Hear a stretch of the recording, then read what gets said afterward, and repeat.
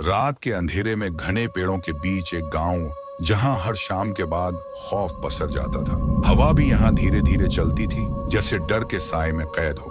और इस गांव के एक कोने में था वह श्रापित कुआं। कहते हैं बरसों पहले कमला नाम की एक औरत को उसके ही परिवार ने धोखे से मारकर इस कुएं में फेंक दिया था। उसकी चीखें उस रात आसमान तक पहुंची थीं, लेकिन कोई उसे बचाने नहीं आया। और मरने से पहले उसने एक श्राप दिया था, जो भी इस कुएं के पास आएगा वह कभी लौटकर नहीं जाएगा।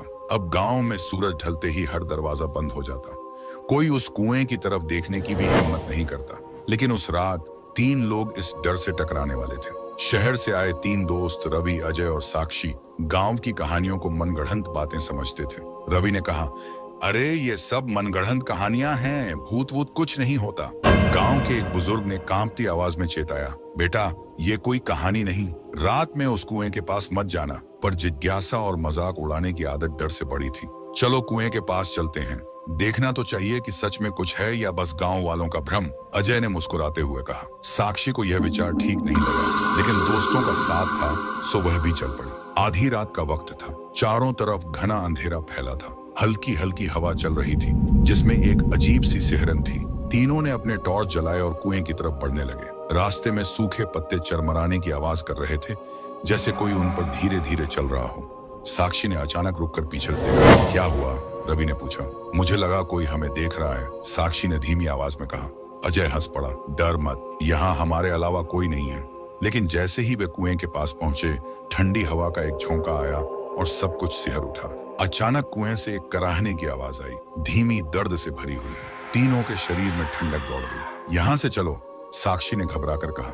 लेकिन रवि आगे बढ़ा और कुएं में झांकने लगा। जैसे ही रवि ने कुएं में झांका, उसकी आंखें डर से फटी रह गईं। कुएं के पानी में किसी औरत का चेहरा झलक रहा था। चेहरा धुंधला था, लेकिन उसकी आंखें लाल चमकती हुई सीधी रवि की ओर देख रही थीं। और फिर छपाक, कुएं का पानी अचानक उबलने लगा। हवा और तेज हो गई।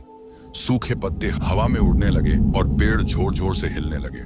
अचानक एक भारी साया कुएं के पीछे से उभरने लगा। लंबे बिखरे हुए बाल, सफेद साड़ी और वो लाल चमकती आंखें। कमला अब उनके सामने थी। उसकी पतली डरावनी आवाज हवा में गूंजी। क्यों आए हो यहाँ? क्या तुम भी मुझे मारोगे?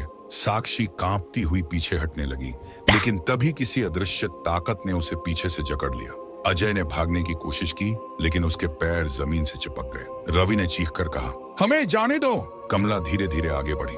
उसकी सफेद साड़ी हवा में लहराने लगी। उसके कटे फटे चेहरे से खून टपक रहा था। उसकी आंखें जल रही थीं और उसकी हड्डियों जैसी उंगलियां हवा में हिल रही थीं। उसने धीरे से कहा, तुम्हें भी उसी अंधेरे में जाना होगा जहां मुझे भेजा गया था। रवि और अजय जैसे तैसे वहां से भाग निकले, लेकिन पीछे रह गई साक्षी। उसकी चीखों की गूंज पूरे गांव में फैल गई। सुबह जब गांव वाले कुएं के पास पहुंचे, तो उन्हें वहां बस साक्षी की टूटी हुई चूड़ियां और दुपट्टा मिला, लेकिन वो नहीं।